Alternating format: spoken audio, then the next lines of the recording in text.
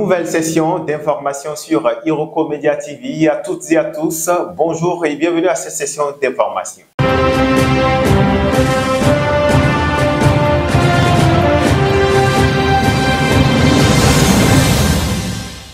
Et nous démarrons par l'actualité au plan sportif. Oui, avec le Tour cycliste international du Bénin qui a cours en ce moment depuis le lundi passé. Pour le compte de ce mercredi 30 avril 2025, les coureurs du 20e Tour cycliste international du Bénin donc abordent la troisième étape, un contre-la-montre par équipe de seulement 25,34 km entre Corvey, Balamé et Zayanado.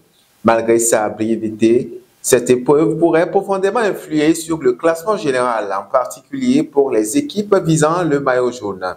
Des abandons et arrivées hors délai dans le peloton. Le peloton du jour comportera entre autres 115 coureurs sous réserve de validation par le président du collège des commissaires.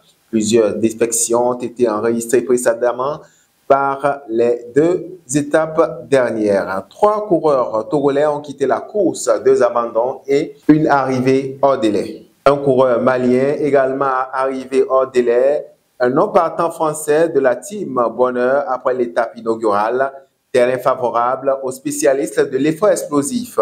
Malgré la courte distance, une étape technique offre un terrain idéal aux équipes bien rodées au contre-la-montre. Le tracé comprend des sections plates de faux plats montrant dans les 3 derniers kilomètres, ce qui favorisera à coup sûr les coureurs explosifs et formations bien organisée. Et dans le reste de l'actualité, cette fois-ci, on prend la direction du Kenya. Là-bas, il y a trafic d'organes humains sous le regard complice sans doute de l'État. Un trafic d'organes à grande échelle est organisé par la société Medlet, dirigée par l'Israélien Robert Polanski.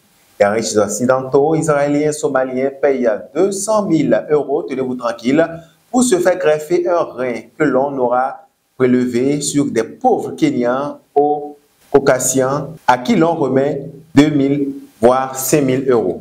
Que ce soit les ressources du sous-sol ou pour les organes du corps, on dirait que les notions d'équilibre, d'équité et de partenariat gagnant-gagnant ne sont pas mises.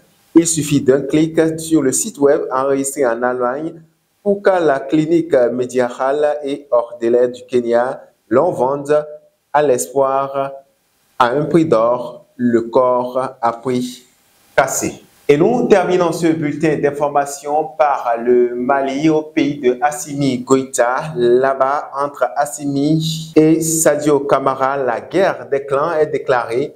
L'unité qui faisait la force des tombeurs d'Ibrahim Boubacar Keïta s'est effritée. D'un côté, ceux qui sont restés fidèles au président de la transition. De l'autre, ceux qui ont rallié la cause de son ministre de Défense au cœur de leur rivalité. Une lutte pour le pouvoir, la junte y suivra-t-elle? C'est la question qu'on est en droit de se poser en tout cas. Le dimanche 30 mars 2025, s'est vêtu d'un basin blanc immaculé Kassimi Goïta qui pénétrait la mosquée du palais de Koulouba. Pour des raisons de sécurité, le président de la transition ne s'est pas rendu à la grande mosquée de Bamako pour la célèbre fête. À la fin de la prière, le général Assimi Goïta s'est adressé à ses concitoyens qui souligne l'importance cruciale d'une refonte du système malien. Fin de cette session d'information sur Iroko Media TV. Merci à toute l'équipe de nous avoir suivis. Merci à vous également, amis téléspectateurs, amis internautes. À très vite sur votre chaîne.